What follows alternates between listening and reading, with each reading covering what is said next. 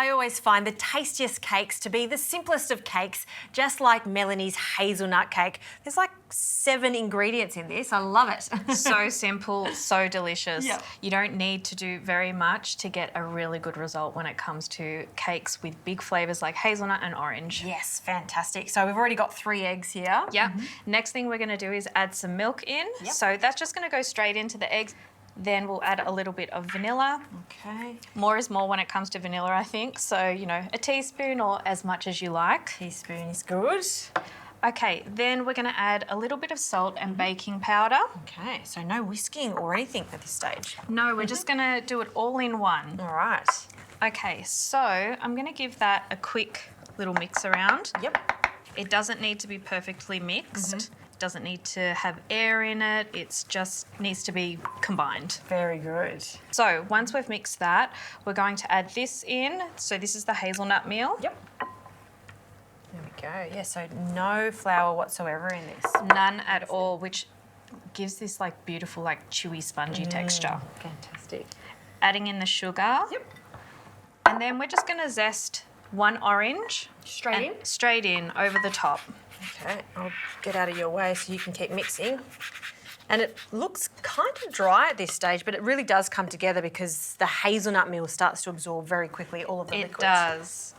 It smells great, the hazelnuts. It's and beautiful, the isn't it? orange, yep. And we've just lined a loaf tin here just with some baking paper.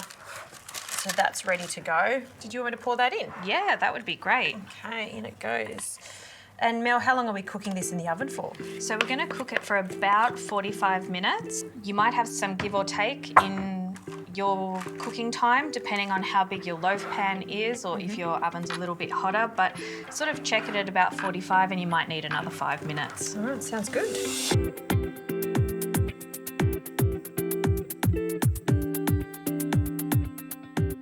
All right, Mel, cake is out of the oven. It looks fantastic. It's risen nicely, crunchy on nice the top. and crunchy, yes.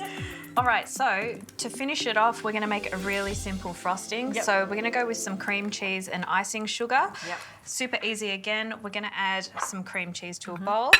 Room temperature as always, because you don't want all those little lumps in your frosting. Yep, room temp. And then just some icing sugar over the top. Yep. And a little bit of elbow grease. Good, you can do that. Yeah.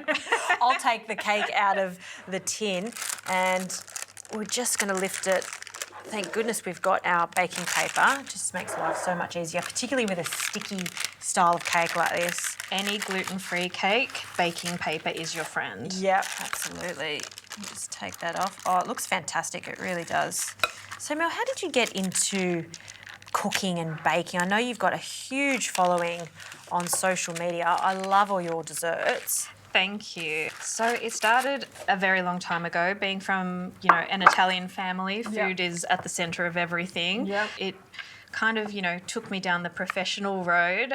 When I was still at uni as a student, I was studying nutrition and it was very dry, very boring, very chemistry based, which I think surprises a lot of people. It's not, you know, food forward. It's very sciencey. Well, I did food technology at school thinking that There you I'd go. be cooking the whole time, but there's a lot of nutrition, which was quite interesting, of course. It is. But it's not just about cooking, yeah. That's right. So I kind of just started an Instagram to share my recipes and have a creative outlet. Yep. You know, the rest is history. I've been cooking and sharing recipes for over a decade now. Well, you're doing something right because people love your recipes and you can see why. Look, it's just very simple and very tasty. All right. So to finish off, we're just going to add our frosting on top. You can do it as thin or as thick as you like it. I like it really thick, so I'll add more than probably most people. So fluffy, Mel. It is. So that's everything. We're going to finish off with a little bit of orange zest just over the top, and then we can slice into it. Oh, can't wait for this one. It's just those little touches, right? We're not doing formal decorations at all. Just a little hint of that orange zest to finish it off. All right. Shall we have a taste? Yes, here's a knife. You can do the honours. Thank you. Move that out of your way.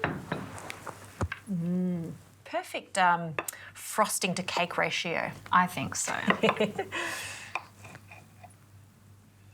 Oh, wow. Look at that. It's fluffy inside, dense is. though, because I like a dense cake like this. Me too. Delicious. So good. So good. So easy. Do you know what I am happy about? You can get hazelnut meal now. It's so good. If you already use almond meal, then there's no reason why you can't substitute that for hazelnut meal. It is such a great nut to use in cakes like this. Mel, delicious. Thank you. You're so welcome.